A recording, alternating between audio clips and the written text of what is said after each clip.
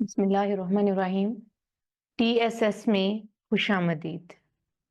मैं हूं आपकी केमिस्ट्री टीचर फिजा चीमा।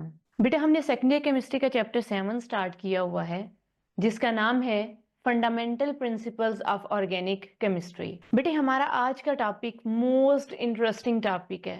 इस टॉपिक को बहुत ध्यान से सुनिएगा, समझिएगा और लेक्चर नोट करिएगा। बेटे, हाइब्रिडाइजेशन टॉपिक लेंथ में भी बड़ा है।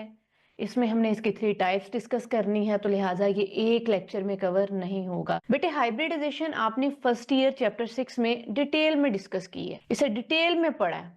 My dear students, lecture number 8 में हमने हाइब्रिडाइजेशन की डेफिनेशन डिस्कस करनी है और इसकी एक टाइप डिस्कस करनी है जो है sp3। बेटे, sp3 हाइब्रिडाइजेशन में हमने इसकी डेफिनेशन देखनी है, एक्सप्लेनेशन देखनी है, बॉन्डिंग एंड शेप देखेंगे डिफरेंट मॉलिक्यूल्स में। माय डियर स्टूडेंट्स, यहाँ पे मैं आपको बताती चलूं कि sp3 हाइब्रिडाइजेशन 2 टॉपिक्स में कवर होनी है। आज के इस लेक्चर में sp3 हाइब्रिडाइजेशन का हाफ पार्ट होगा और लेक्चर नंबर 9 जो कि हाइब्रिडाइजेशन पार्ट बी के नाम से होगा, उसमें हमने sp3 की रिमेनिंग पोर्शन जो है वो डिस्कस करना है। तो बेटे, जो आज का हमारा लेक्चर है वो है hybridization part A. My dear students, इस लेक्चर में सबसे पहले हम हाइब्रिडाइजेशन की डेफिनेशन देखेंगे, फिर उसके बाद उसकी टाइप्स बताऊंगी आपको। sp3 हाइब्रिडाइजेशन इसकी एक टाइप है, एक sp2 हाइब्रिडाइजेशन है और एक sp हाइब्रिडाइजेशन है। ये तीनों हमने सेकेंड ईयर केमिस्ट्री में डिस्कस करनी है। लेकिन बेटे, आज के इस लेक्चर में हमने डिस्कस करना है sp3 हाइब्रिडाइजेशन। इसमें इसकी डेफिनेशन आपको बताऊंगी, कुछ एक्सप्लेनेशन यानी बेसिक कॉन्सेप्ट्स हैं वो आपको बताऊंगी। उसके बाद डिफरेंट एग्जांपल्स में बॉन्डिंग एंड शेप्स बताऊंगी according to sp3 hybridization. Students, हम स्टार्ट करते हैं हाइब्रिडाइजेशन की डेफिनेशन से। हाइब्रिडाइजेशन बेसिकली बेटे ये एक प्रोसेस है, एक फिनोमिना है। इसमें एटॉमिक ऑर्बिटल्स इंटरमिक्स होते हैं तो हाइब्रिड ऑर्बिटल्स बनते हैं। बेटे, याद रखिएगा कि जो एटॉमिक ऑर्बिटल्स हैं उनकी शेप और एनर्जी डिफरेंट होगी, लेकिन जैसे ही ये इंटरमिक्स होंगे तो जो न्यू हाइब्रिड ऑर्बिटल्स बनेंगे उनकी शेप्स और एनर्जी क्या होगी? सेम होगी। और ये प्रोसेस हाइब्रिडाइजेशन कहलाता है।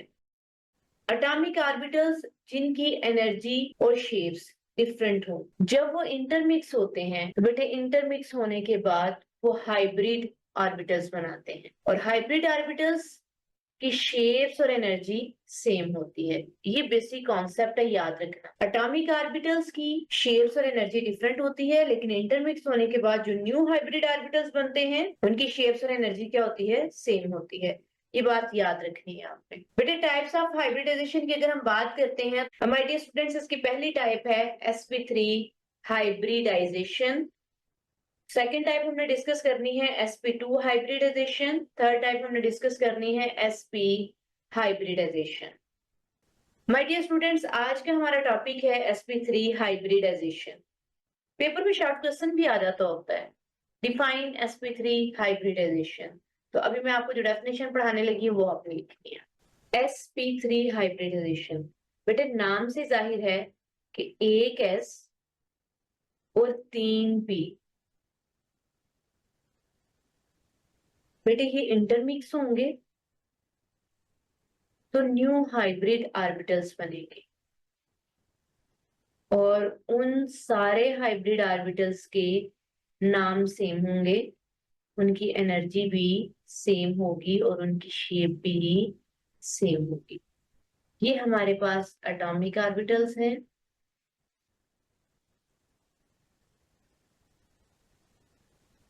और ये हमारे पास हाइब्रिड ऑर्बिटल्स हैं।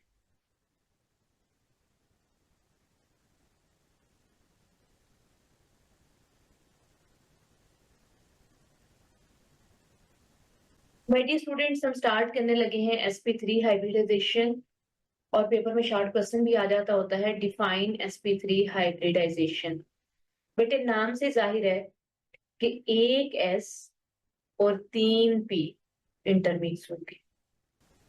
The hybridization in which one s orbital and 3 p orbitals intermix to form 4 new orbitals of same shape and energy is called sp3 hybridization and orbitals are called sp3 hybrid orbitals.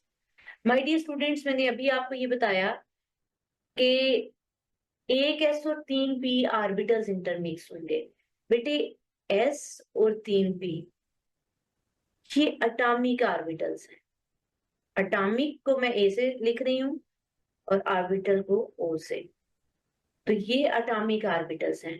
बेटे इनकी shape और energy क्या है, different है।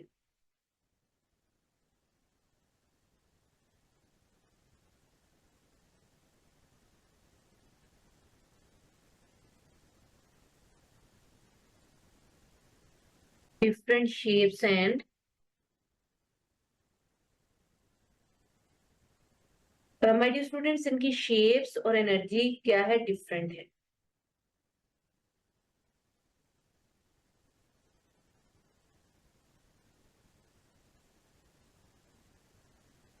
बेटे यहाँ पे एक बात बताने लगी हूँ आपको कि एस की एनर्जी कम होती है और पी की एनर्जी हाई होती है।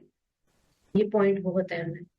एस की एनर्जी कम होती है और पी की एनर्जी हाई होती है। बेटे जब ये एटॉमिक ऑर्बिटल्स एस और तीन पी ये इंटरमिक्स होंगे तो न्यू हाइब्रिड ऑर्बिटल्स बनेंगे sp3 sp3 sp3 sp3। Students याद रखिएगा, जितने एटॉमिक ऑर्बिटल्स इंटरमिक्स होते हैं उतने ही न्यू हाइब्रिड ऑर्बिटल्स बनते हैं। 4 एटॉमिक ऑर्बिटल्स इंटरमिक्स हुए और 4 ही न्यू हाइब्रिड ऑर्बिटल्स बने हैं। हाइब्रिड ऑर्बिटल्स, बेटे हाइब्रिड ऑर्बिटल्स के नेम भी सेम है, इनकी शेप्स और एनर्जी भी सेम होगी।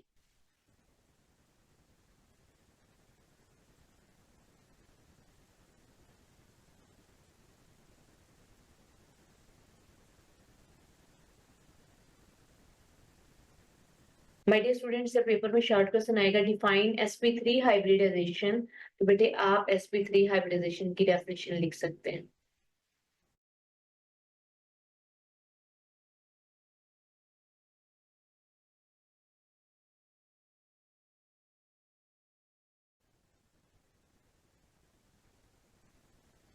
बेटे इसमें एक एस और तीन पी है, तो अगर हम देखें तो 25% ये है, 25% ये है, 25% ये है और 25% ये है। हमारे पास तीन पी है, यानी पी करेक्टर जो है वो 75% है। पी करेक्टर, बेटे एस हमारे पास एक है तो एस करेक्टर हमारे पास 25% है। My dear students, S character 25% है, जैसा कि अभी मैंने आपको बताया था कि एस करेक्टर 25% है।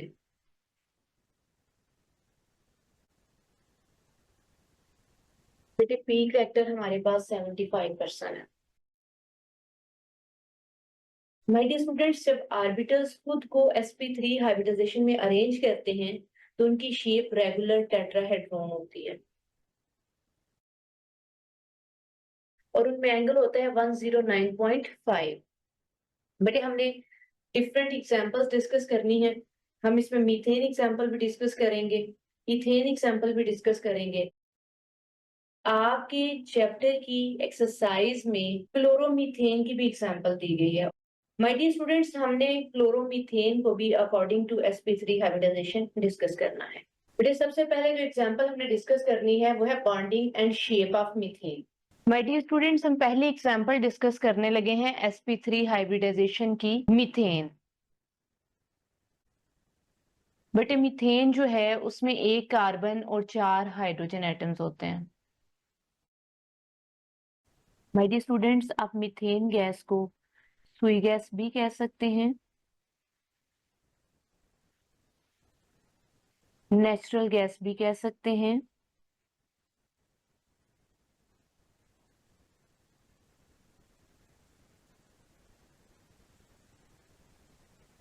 और मार्श गैस भी से कहा जा सकता है।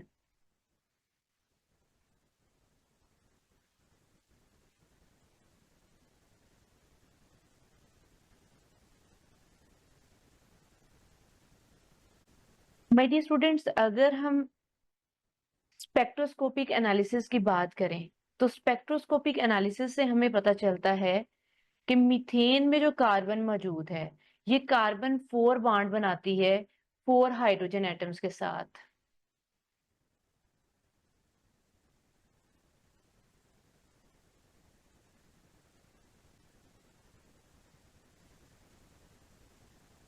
कार्बन और हाइड्रोजन की जो बॉन्ड लेंथ है वो है 1.09 और इसमें जो बॉन्ड एंगल है वो है 109.5। बेटे हम कार्बन की इलेक्ट्रॉनिक कॉन्फ़िगरेशन देख लेते हैं।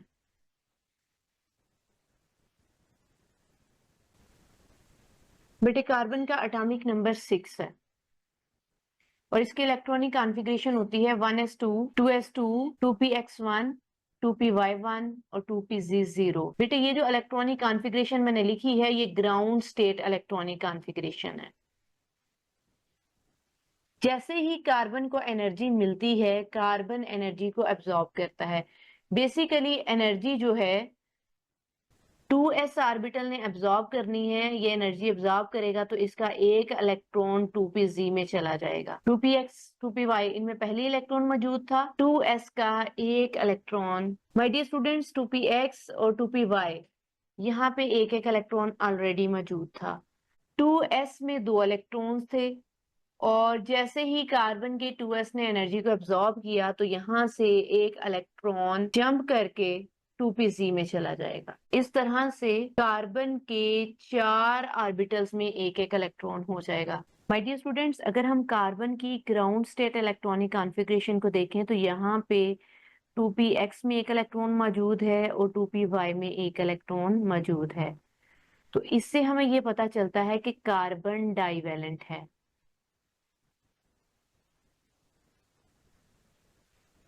लेकिन अगर हम कार्बन की एक्साइटेड स्टेट देखें, कार्बन की इलेक्ट्रॉनिक कॉन्फ़िगरेशन की एक्साइटेड स्टेट देखें तो इसमें बेटे 2s में भी एक इलेक्ट्रॉन है, 2px में भी एक इलेक्ट्रॉन है, 2py में भी एक इलेक्ट्रॉन है और 2pz में भी एक इलेक्ट्रॉन मौजूद है। तो एक्साइटेड स्टेट हमें ये बताती है कि कार्बन टेट्रावैलेंट है।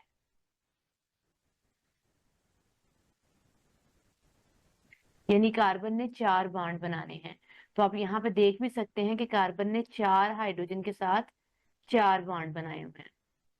बेटा ये चारों ऑर्बिटल्स जो हैं ये इंटरमिक्स होंगे और 4 न्यू हाइब्रिड ऑर्बिटल्स बनाएंगे। sp3 sp3 sp3 sp3 और बेटा इन सब में एक एक इलेक्ट्रॉन मौजूद होगा। जैसा कि बेटा मैंने आपको sp3 हाइब्रिडाइजेशन की डेफिनेशन पढ़ाते ये चीज बताई थी कि बिफोर हाइब्रिडाइजेशन सारे ऑर्बिटल्स के नाम डिफरेंट होंगे, एनर्जी भी डिफरेंट होगी, शेप भी डिफरेंट होगी। लेकिन जैसे ही ये हाइब्रिड होंगे तो इनके नेम भी सेम हो जाएंगे, इनकी शेप भी सेम हो जाएगी और इनकी एनर्जी भी सेम होगी। बेटे लेक्चर को साथ साथ नोट किया करें। बेटे ये कार्बन की एक्साइटेड स्टेट थी तो इसके अकॉर्डिंग जो एटॉमिक ऑर्बिटल्स की शेप्स हैं मैं वो आपको बना के दिखाती हूँ। ये 2s है, 2px है, 2py है और ये 2pz है। बेटे आप देख रहे हैं px, py, pz इन तीनों की शेप सेम है लेकिन ओरिएंटेशन डिफरेंट है। लेकिन अगर आप यहाँ पे s देखें तो s की शेप और है और अगर p की देखें तो p की शेप और है। s और p की शेप आपस में मैच नहीं होती। तो बेटे ये अनहाइब्रिड एटॉमिक ऑर्बिटल्स हैं। बिफोर हाइब्रिडाइजेशन एटॉमिक ऑर्बिटल्स कुछ इस तरह के होते हैं। बेटे जैसे ही ये चारों एटॉमिक ऑर्बिटल्स हाइब्रिड होंगे तो इन सब की शेप सेम हो जाएगी। 2s 2px 2py और 2pz इन सब की अब शेप्स देख लें सेम हो गई हैं लेकिन ओरिएंटेशन सबकी डिफरेंट है। अब चूंकि हाइब्रिड ऑर्बिटल्स हैं तो इन सब के नाम भी सेम हो जाएंगे। एक s और 3 p मिक्स हुए हैं लिहाजा इनके नाम होंगे sp3 sp3 sp3 sp3। बेटे ये चारों हाइब्रिड ऑर्बिटल्स जो हैं ये इस तरह से इकट्ठे होंगे और इन सब में एक एक इलेक्ट्रॉन मौजूद है। बेटे यहाँ मैंने आपको बताया है कि इन सब में एक एक इलेक्ट्रॉन मौजूद है। ये अभी तक हमने कार्बन की हाइब्रिडाइजेशन पढ़ी है और आप जानते हैं कि इन सब के नाम sp3 हैं। अब बेटे जरा तवज्जो कीजिएगा, यहाँ, यहाँ, यहाँ और यहाँ, इन चारों जगह पे एक एक इलेक्ट्रॉन मौजूद है। इनको एक एक और इलेक्ट्रॉन की जरूरत है, तो यहाँ पे हाइड्रोजन आके बॉन्ड बनाएगा। अब देखें, चारों पोजीशन पे हाइड्रोजन ने बॉन्ड बनाया और चारों ही sp3 के साथ s ने बॉन्ड बनाया। बेसिकली ये जो आपको ग्रीन कलर का सर्कल दिखाई दे रहा है, हाइड्रोजन का 1s ऑर्बिटल ड्रॉ किया है। तो बेटे कार्बन का sp3 हाइब्रिड ऑर्बिटल था, उसके साथ ओवरलैप हुआ हाइड्रोजन का s ऑर्बिटल, तो लिहाजा हम लिखेंगे sp3 बॉन्ड s। और ये शेप बेसिकली कुछ इस तरह से होती है। कार्बन के 4 हाइब्रिड ऑर्बिटल्स और हाइड्रोजन आके इसके साथ ओवरलैप करता है, हाइड्रोजन का 1s ऑर्बिटल ओवरलैप करेगा और शेप कुछ इस तरह से हो जाएगी। और बेटे यहाँ पे याद रखिएगा, बेटे यहाँ पे जो कार्बन हाइड्रोजन के 4 बॉन्ड आपको दिखाई दे रहे हैं ना, इन चारों बॉन्ड की जो बॉन्ड लेंथ है वो इक्वल होगी, बॉन्ड लेंथ होगी 1.09। ओके, और अगर कोई पूछ ले कि इनमें बॉन्ड एंगल कितना है, तो वो है 109.5।